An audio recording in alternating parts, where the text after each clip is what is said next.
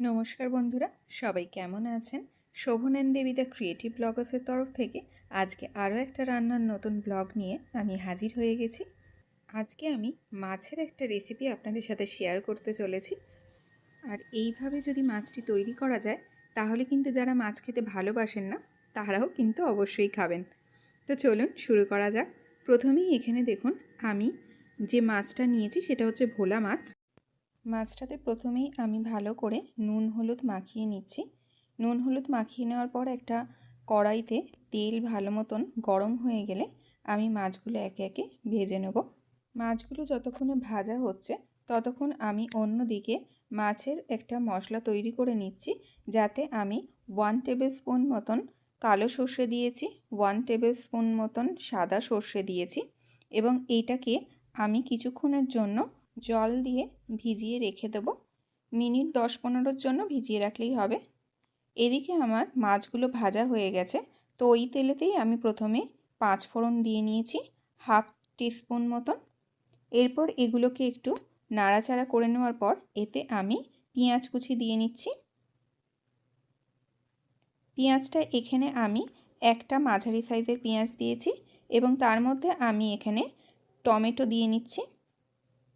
এখানে আমি ছোট একটা টমেটো ব্যবহার করেছি। এগুলোকে ভালো করে নাড়াচাড়া হয়ে গেলে তারপরে এতে আমি স্বাদ মতন নুন দিয়ে নিয়েছি এবং তারপরে 1 টিস্পুন মতন হলুদ দিয়েছি এবং 1 টিস্পুন মতন লঙ্কার গুঁড়ো এখানে ব্যবহার করেছি। তারপর 1 টিস্পুন মতন জিরে গুঁড়ো দিয়েছি। এবার মশলাটা যাতে ধরে না যায় তার জন্য সামান্য একটু জল এখানে আমি ব্যবহার করেছি। মশলাটা যতক্ষণে কষানো হচ্ছে ততক্ষণে আমি একটা মিক্সিং জারেতে যে সর্ষেটা ভিজিয়ে রেখেছিলাম সেটা নিয়ে নিয়েছি। তার মধ্যে সামান্য একটু নুন দিয়ে নিয়েছি এবং তাতে সামান্য একটু জল মিশিয়ে নিয়েছি। এর মধ্যে এবার আমি দুটো লঙ্কা চিড়ে দিয়ে নেব এবং এটাকে আমি ভালো করে গ্রাইন্ড করে নেব। এবার যে মশলাটা দেখুন আমার তৈরি হয়ে গেছে, এর মধ্যে আমি যে সর্ষেটা বেটে নিয়েছি সেটা দিয়ে দিচ্ছি এবং সর্ষেটা দেওয়ার পরে এটাকে কিন্তু আমি খুব বেশিক্ষণ কষাবো না, কারণ সর্ষে বেশিক্ষণ কষালে কিন্তু তেতো হয়ে যায়।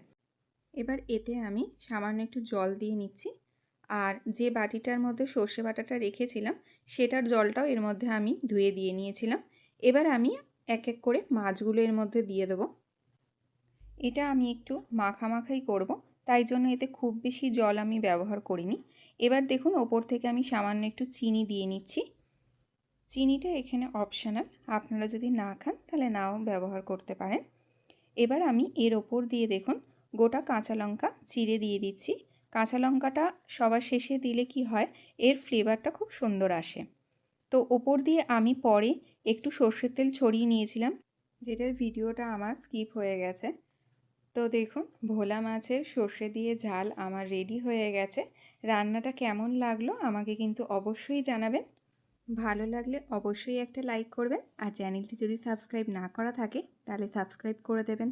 Thank you.